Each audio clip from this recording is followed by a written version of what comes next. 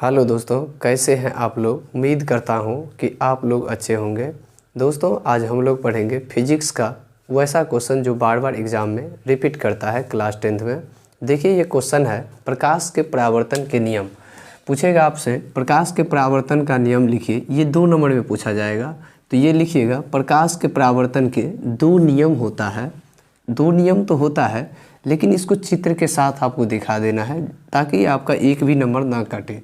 देखिए ये कोई परावर्तक सतह है, इस पे क्या हो रहा है, कोई प्रकाश की किरण जब पड़ता है तो वो टकराने के बाद इस सतह से फिर वापस उसी दिशा में चल जाता है, जिसको आप कहते हैं आपतित किरण। कोई किरण इस पे पड़ता है और वो टकरा कर वापस चल जाती है, उसको कहते हैं परावर्तित किरण।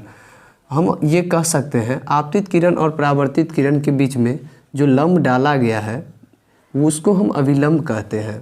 देखिए आप यहाँ पर देखते होइएगा, आपतित किरण और अभिलंब के साथ में जो कोण बना है उसको हम एंगल आई से डिनोट किए हैं, और जो परावर्तित किरण और अभिलंब के साथ में जो कोण बना है उसको हम एंगल आर मान लिए हैं। तो देखिए दोस्तों, यहाँ पर हम इसको परिभाषा के तौर पे लिखते हैं, आपतित किरण, परावर्तित किरण तथा आपतन बिंदु।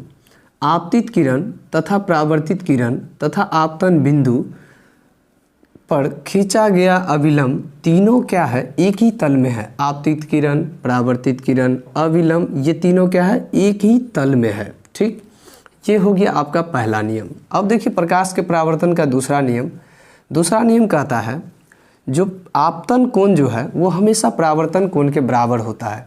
कहने का मतलब एंगल आई जो है वो हमेशा एंगल आर के बराबर होगा, जिसको हम इस तरह दिखा दिए हैं, साइन आई बराबर साइन आर।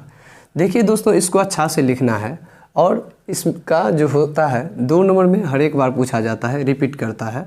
देखिए हम इसी तरह VBI क्वेश्चन लाएंगे और दूसरा क्वेश्चन पे चलते हैं क्या कर रहा है। देखिए अब देखिए दोस्तों, यहाँ पर दूसरा क्वेश्चन है, प्रकाश के अपवर्तन का नियम लिखे। देखिए इस क्वेश्चन को हम समझते हैं, ये भी क्वेश्चन बहुत इम्पोर्टेंट है, प्रकाश के अपवर्तन का नियम और प्रकाश के परावर्तन का नियम।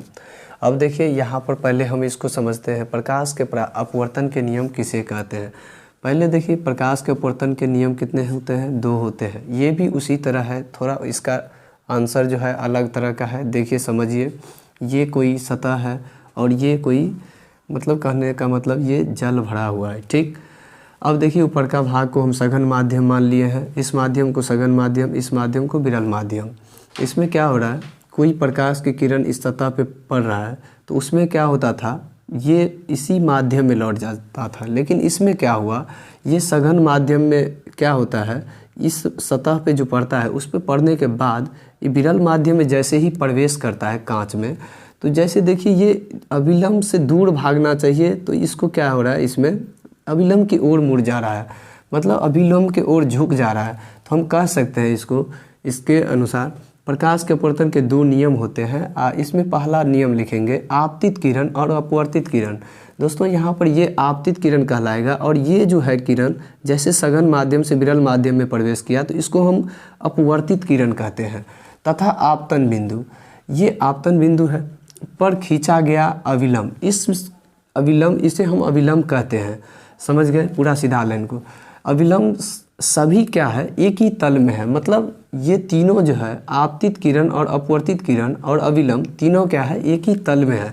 ठीक, तो इसका भी ये परिभाषा लगभग सेम है। ये देखिए कुछ अलग है, इसको हम जानते हैं प्रकाश के किसी विशेष वर्ण के लिए, वर्ण मतलब होता है रंग, आपतन कोण की ज्या और अपवर्तन कोण की ज्या के अनुपात को, समझ गए, इसी के अनुपात को हम क्या कहते हैं, प्रकाश के अपवर्तन का नियम कहते हैं।